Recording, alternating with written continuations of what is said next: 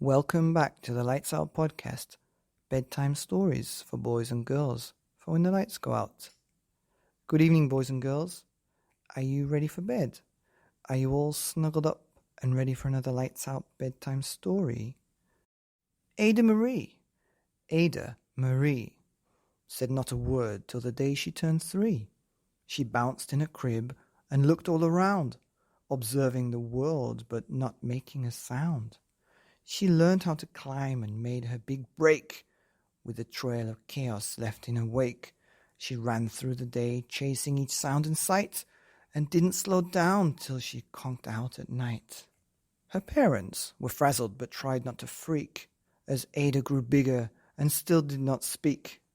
Clearly, young Ada, with lots in her head, would have something to say when it ought to be said.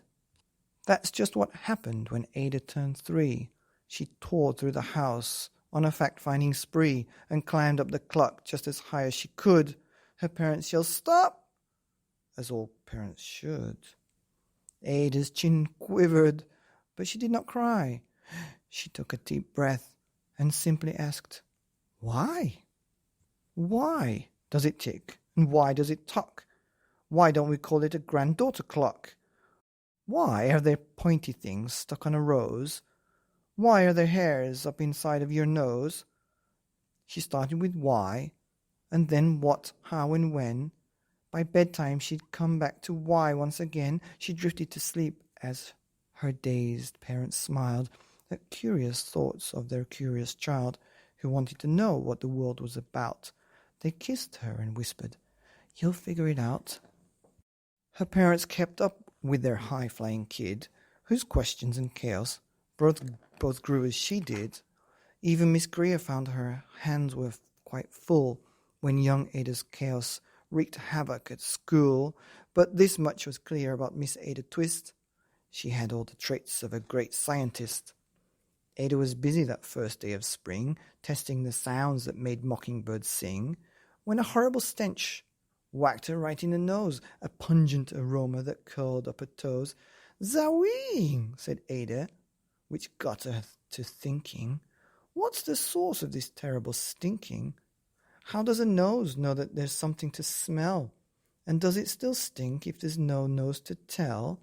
She rattled off questions and tapped on her chin. She'd started at the start, where she ought to begin. A mystery, a riddle, a puzzle, a quest. This was the moment that Ada loved best.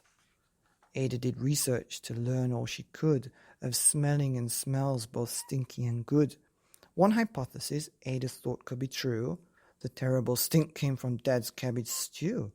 She tested and tested, but soon Ada knew it was time to come up with a new hypothesis or two. Then zowie! The stink struck again, just like that. Hypothesis 2: it's caused by the cat. The cat couldn't make such a stink on its own. It needed perfume and some fancy cologne. So young Ada tested. The test was a flop. She started again, but her parents yelled, "Stop! Ada Marie, to the thinking chair now. By the time we count 3. Enough," said her mother. "That's it," said her dad. Her parents were frustrated, frazzled, and mad. "Why?" Ada questioned. Her mother said, "No." "What?" Ada queried. Her father said, "Go. You've ruined our supper. You've made the cat stink. Enough with your questions. Now sit and think." She looked at her parents. Her heart turned to goo. Poor Ada Twist didn't know what to do, and she sat all alone by herself in the hall, and Ada, once more, could say nothing at all. And so Ada sat, and she sat, and she sat, and she thought about science and stew and the cat and how our experiments made such a big mess. Does it have to be so? Is that part of success? Our mess is a problem.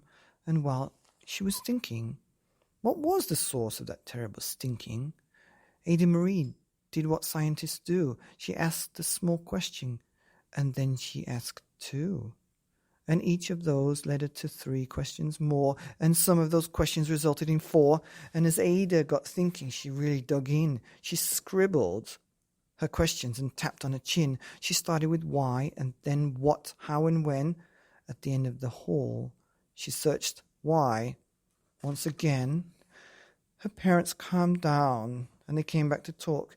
They looked at the hallway and just had to gawk. No patch of bare paint could be seen on the wall. The thinking chair now was a great thinking hall. They watched their young daughter and sighed as they did. What would they do with such a curious kid who wanted to know what the world was about?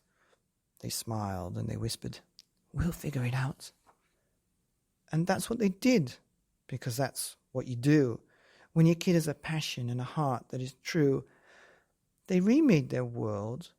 Now they're all in the act of helping young Ada sort fiction from fact. She asks lots of questions. How could they resist? It's all in the heart of a young scientist. And as for the smell, well, what can Ada Twist do but learn all she can with her friends in grade 2? Will they discover the stink that curls toes? Well, that is a question. And somebody, someday, who knows? The end. Wow, that's another great book about a young girl who was so curious to find out what the stink was.